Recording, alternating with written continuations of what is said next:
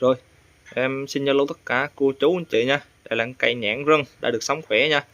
Cái hoành gốc của cây em đã được nó là 75, còn cái chiều dài bầu nó là 35 nha. Còn cái chiều cao hết cây nó là 150 nha cô chú anh chị. Đây, cây nhãn rừng nha, đã được sống khỏe nha. Đây. Bầu thì rất khai thác, nó bầu rất xinh nha. Giờ hiện tại rễ nó ra rất là nhiều rồi nha. Rễ ở đây nha. Phần đế ở đây, đế nụ cục rất là đẹp nha cô chú anh chị. Đế sáng quạng nụ cục luôn nha.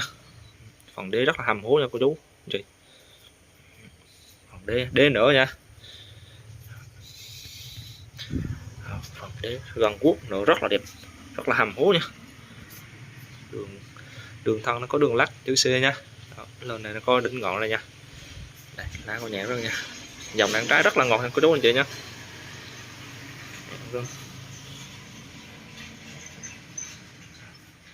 Cô chú anh chị xem phần đế đó nha. Đế là nu gần guốc hết nha.